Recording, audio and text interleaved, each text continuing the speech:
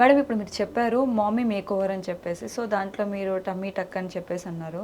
Stretch marks తీసుకుంటే ma'am నార్మల్‌గా చాలామంది అఫోర్డ్ చేయలేక క్రీమ్స్ త్రూ మనము తగ్గించుకుందాం అని చెప్పేసి ట్రై చేస్తూ ఉంటారు. సో, నిజంగానే బై క్రీమ్ మనము ఆ స్ట్రెచ్ మార్క్స్‌ని తగ్గించగలుగుతామా ma'am? So stretch marks one of the most difficult things to be treated. దాంట్లో మనం క్రీమ్స్ కానీ వాట్ ఎవర్ లేజర్ కానీ ఇట్లాంటివి చాలా ఆప్షన్స్ మనకు వచ్చాయి, కానీ దాంట్లో కూడా మ్యాక్సిమం 30-40% రిజల్ట్స్ చూస్తాం అట్లీస్ట్ మా దగ్గర. Some doctors might be having more, వాళ్ళని ఆప్ట్ చేయొచ్చు. క్రీమ్స్తో కూడా I don't think it is a very good thing to treat. దాని రిజల్ట్స్ అంత ఫెచ్చింగ్గా ఉండవు. మ్యామ్ ఇప్పుడు లిప్ ఫిల్లింగ్ కూడా ఎక్కువ వస్తూ ఉంది. సో, కొన్ని ఫెయిల్ అయిన కేసెస్ కూడా ఉంటాయి. ఫెయిల్ ఎందుకు అవుతాయి మ్యామ్ అసలు? సో నార్మల్గా ఫెయిల్ అని అనడం కంటే ఇట్ ఇస్ అగైన్ ఇప్పుడు లిప్స్ పౌటింగ్ లిప్స్ అన్నది చాలా ట్రెండీగా అనిపిస్తున్నాయి. కొంతమంది due to the career either screen మీద కనిపించే వాళ్ళు అయి ఉండొచ్చు, ఆర్ యాక్టర్స్లు ఇట్లాంటి వాళ్ళకి దే వాంట్ మోర్ వాల్యూమ్, ఎక్కువ కనిపించాలి అని ట్రై చేస్తూ ఉంటారు. సో ఒక్కొక్కసారి వాళ్ళ ఎక్స్పెక్టేషన్స్కి మించి ఎక్కువ వాల్యూమ్ ఇవ్వడం వల్ల డిస్ఫిగర్మెంట్ రావడం, ఇట్లాంటివన్నీ కామన్. ఎందుకు ఫెయిల్ అవ్వడం అంటే వన్ థింగ్ ఇస్ ఎక్స్పెక్టేషన్స్. మనం ఎంత వాల్యూమ్ కావాలి అన్నది డాక్టర్కి కరెక్ట్గా ఎక్స్ప్లెయిన్ చేయగలిగితే అంత వాల్యూమ్ ఇచ్చి వాళ్ళని సాటిస్ఫై చేయొచ్చు. సమ్ టైమ్స్ తక్కువ అవ్వచ్చు, ఎక్కువ అవ్వచ్చు, దాన్ని ఫెయిల్యూర్ అని కూడా అంటారు. ఇది కాకుండా పర్సే ఫిల్లర్స్కి కొన్ని కాంప్లికేషన్స్ ఉండొచ్చు. ఎందుకంటే వాస్కులర్ స్ట్రక్చర్స్ దగ్గర ఇచ్చేటప్పుడు ఒక్కొక్కసారి ఫిల్లర్ వెజల్లోకి వెళ్ళొచ్చు అండ్ లోకల్ నెక్రోసిస్ కాజ్ చేయొచ్చు. ఇవన్నీ కాకుండా చిన్న కాంప్లికేషన్, బ్రూయిసెస్ రావడం, అక్కడ రెడ్నెస్ రావడం, స్వెల్లింగ్ రావడం, ఇలాంటివన్నీ జరగచ్చు. ఇవన్నీ కూడా కొద్ది రోజుల్లో సెటిల్ అయిపోతాయి. But lip fillers are very promising, good results ఇవ్వచ్చు ఫిల్లర్స్. ఇఫ్ ఇన్ కేస్ ఒక లిప్ ఫిల్ చేయించుకున్న తర్వాత కిస్ చేసుకున్నప్పుడు కానీ అటువంటి ప్రాబ్లమ్స్ ఏమైనా వస్తాయా అని చెప్పేసి ఫిల్లర్స్ బయటకు వచ్చేయడం కానీ? కరెక్ట్. సో యూజువల్గా ఏం చేస్తామంటే ఫిల్లర్స్ ఇచ్చిన తర్వాత 24 hours దాన్ని వాష్ చేయొద్దు, తాకద్దు అని చెప్తాము. దాని తర్వాత నుంచి రొటీన్ నార్మల్ హ్యాండిల్ ఎలా చేస్తామో అలాగే చేస్తాం. ఫ్యూచర్లో ఇట్ లుక్ వెరీ నేచురల్, సాఫ్ట్గా ఉంటాయి. ఇంకా దాన్ని ఎటువంటి ట్రామా కానీ, ఇంజరీ కానీ, కిస్ కానీ ఏం చేసినా కూడా దానికి ఏం కాదు. దాని గురించి ఆలోచించాల్సిన అవసరం లేదు. ఓకే. అండ్ లిప్ టింటింగ్ కూడా వచ్చింది మ్యామ్. ఇప్పుడు ప్రతిదానికి ఐబ్రో టింటింగ్ వచ్చింది, లిప్ టింటింగ్ వచ్చింది.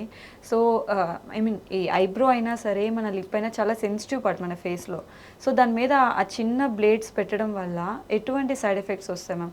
ఇప్పుడు ఐబ్రో ఫిల్లింగ్ కూడా చిన్న క్లినిక్స్ అనే కదా, ఈవెన్ సెలూన్స్లో కూడా అవైలబుల్ వచ్చేసాయి ఇప్పుడు. సో అది మీలాంటి సర్జన్స్ దగ్గర చేయించుకోవడానికి బయట ఈ సెలూన్స్లో వాళ్ళు ఇవ్వడం అంటే తక్కువ రేట్ అని చెప్పేసి అక్కడికి వెళ్ళిపోతూ ఉన్నారు. సో ఎలాంటి రిస్క్ మనం ఫేస్ చేయొచ్చు మేము ఒకవేళ? సో పర్సే ఇవన్నీ అప్రూవ్డ్ ప్రొసీజర్స్. మైక్రోబ్లేడింగ్ కానీ, లిప్ టింట్ కానీ ఇవన్నీ చేయించుకుంటారు అండ్ క్వాలిఫైడ్ పర్సన్స్తో చేయించుకోవచ్చు. ప్రతి ప్రొసీజర్కి ఏదో ఒక రిస్క్ అంటూ ఉంటుంది. బ్లేడ్స్ పెట్టడం వల్లే కాదు, కానీ it could be the wrong procedure or wrong unqualified person చేయడం వల్ల ఎక్కువ కాంప్లికేషన్స్ ఉండొచ్చు. సో ఎప్పుడైనా మనం ఇవన్నీ అప్రూవ్డ్ ప్రొసీజర్స్ కాబట్టి ఒక ట్రైన్డ్ ప్రొఫెషనల్ని సెలెక్ట్ చేసుకుంటే మనకి కాంప్లికేషన్ రేట్ చాలా తక్కువ. సో యాజ్ ఒక పర్సన్ హెల్తీ స్కిన్ని మెయింటైన్ చేసుకోవాలి అని అంటే ఎటువంటి జాగ్రత్తలు తీసుకోవాలి? నార్మల్గా ఏంటంటే ప్రతి పర్సన్కి whether be it men or women ఒక స్కిన్ కేర్ రొటీన్ అన్నది ఫాలో అవ్వాలి. దాంట్లో బేసిక్ అన్నది ఫాలో అయినా పర్వాలేదు, but that should be consistent. It should be a ongoing process. మన దగ్గరికి వచ్చిన వాళ్ళందరూ అసలు ఈ స్కిన్ కేర్ రొటీన్ అంటే తెలియని వాళ్ళు చాలామంది ఉంటారు. మనం పాతకాలంలో మనకి నేర్పించేది ఏంటంటే నేచురల్ మెథడ్స్ వాడండి, క్రీములు వాడొద్దు అలా చెప్పేవాళ్ళు, కరెక్ట్. బట్ ఆ ఎన్వైర్మెంటల్ కానీ ఆ డైట్ కానీ ఇప్పుడు లేదు. Now we are eating lot of adulterated food, junk food అలాంటివి తింటున్నాం. And there's lot of pollution, environmental changes ఉన్నాయి. సో దీనివల్ల మన స్కిన్ మీద ఎంతో కొంత స్ట్రెస్ పడుతుంది. ఏజింగ్ చాలా తొందరగా రావడం, స్కిన్ టోన్ తగ్గిపోవడం, అన్ఈవెన్ టోన్ అయిపోవడం, ఫైన్ రింకిల్స్ రావడం, ఇట్లాంటివన్నీ ఎర్లీగా చూస్తున్నాం. సో మనం స్కిన్ రొటీన్ని ఫాలో అవడం వల్ల ఇవన్నిటిని ట్యాకిల్ చేస్తూ ఒక హెల్దీ స్కిన్ని మెయింటైన్ చేయొచ్చు. So morning face wash followed by a moisturiser, sunscreen, night ఒక face wash and night cream, ఇట్లాంటి బేసిక్ స్కిన్ కేర్ రొటీన్ మంచి డర్మటాలజిస్ట్ని కన్సల్ట్ చేసి తీసుకోవాలి. అండ్ టు సే దట్ నేను కూడా వాడతాను ఆ స్కిన్ కేర్ రొటీన్. అలాంటి వాడడం వల్ల ఏంటంటే at least will protect what we have. అదేమి మిరాక్యులస్గా మీకు ఒక్క రోజులో రిజల్ట్స్ కాదు, కానీ we are protecting what we have. Okay ma'am, ఇప్పుడు చాలామంది ఓవర్ వెయిట్ ఉంటారు, వాళ్ళు సడన్గా తగ్గిపోవడం జరుగుతుంది. అంటే వెయిట్ లాస్ అయినప్పుడు తగ్గినప్పుడు వాళ్ళ స్కిన్ అనేది చాలా సాగి ఉంటుంది. సో దాన్ని ఎలా ట్రీట్ చేస్తారు మ్యామ్? ఇప్పుడు ఉన్న నాన్ సర్జికల్ వెయిట్ లాస్ అవ్వచ్చు, బేరియాట్రిక్ అవ్వచ్చు, ఆర్ పేషెంటే ఏమైనా డైట్ ఫాలో అయ్యి జిమ్ అలాంటివన్నీ ఎక్సర్సైజ్ చేయడం వల్ల కూడా వెయిట్ లాస్ అవ్వచ్చు. So massive weight loss more than 15 to 20 kgs అయినప్పుడు ఫ్యాట్ కాంపోనెంట్ తగ్గిపోతే మిగతా స్కిన్ ఎక్సెస్ హ్యాంగింగ్ అయిపోతుంది. సో ఇట్లాంటి వాళ్ళకి మ్యాసివ్ వెయిట్ లాస్ సర్జరీస్ అంటాం. పోస్ట్ బేరియాట్రిక్ అవ్వచ్చు, మ్యాసివ్ వెయిట్ లాస్ సర్జరీస్లో ఏం చేస్తామంటే ఆ ఎక్సెస్ స్కిన్ని ఎక్సిషన్ చేస్తాం. సో దాంట్లో ఇంకా కాంపోనెంట్స్ ఉంటాయి, బట్ ప్యూర్ లేమన్ టర్మ్స్లో ఆ ఎక్సెస్ స్కిన్ని ఎక్సైజ్ చేసి కాంటూరింగ్ చేయొచ్చు.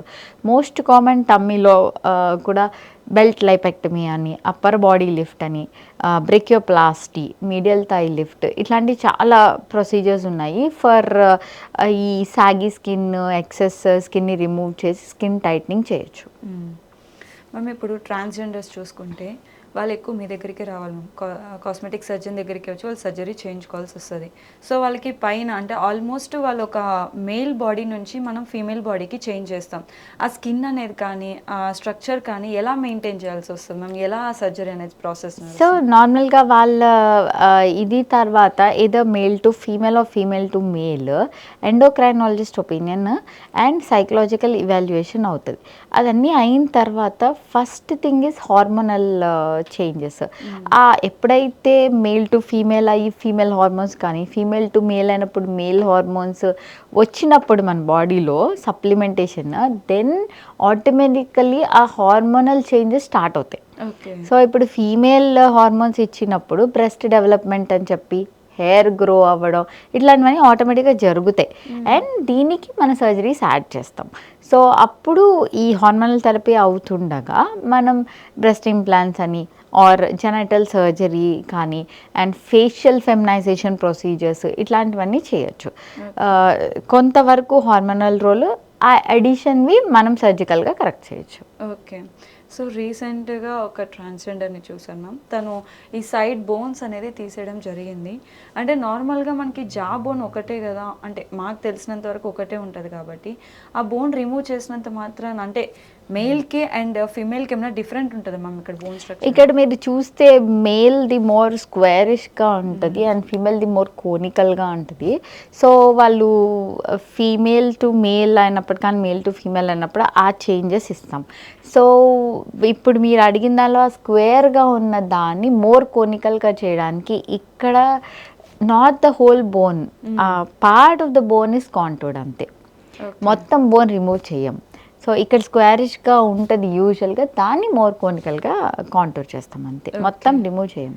సో ఒక మేల్ పర్సన్ ఫిమేల్గా చేంజ్ అవ్వడానికి టోటల్ ఎన్ని సర్జరీస్ ఉంటాయి మేము? అట్లా ఒకటి అని కాదు, ఒక్కొక్కసారి ఏమవుతుంది అంటే అందరికీ క్లాసిక్ ఫీచర్స్ ఏమి ఉండవు.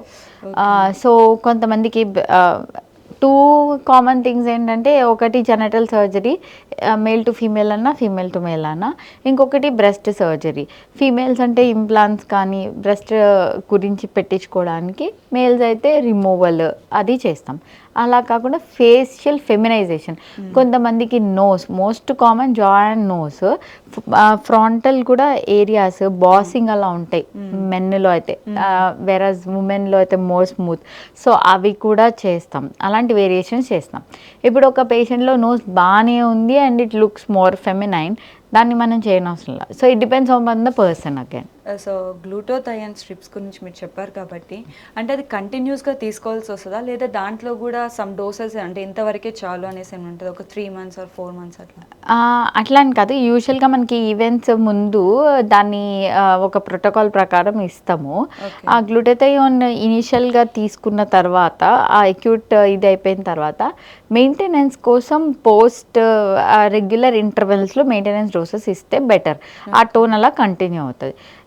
యూజువల్లీ ఇది ఈవెంట్స్ ముందు తీసుకుంటున్నారు అండ్ ఈవెంట్స్ తర్వాత మెయింటెనెన్స్ కూడా వస్తే బాగుంటుంది అని, అంతే. Okay okay, thank you so much ma'am. చాలా వాల్యుబుల్ ఇన్ఫర్మేషన్ మాతో షేర్ చేసుకున్నారు. Thank you. Thank you so much. Yeah.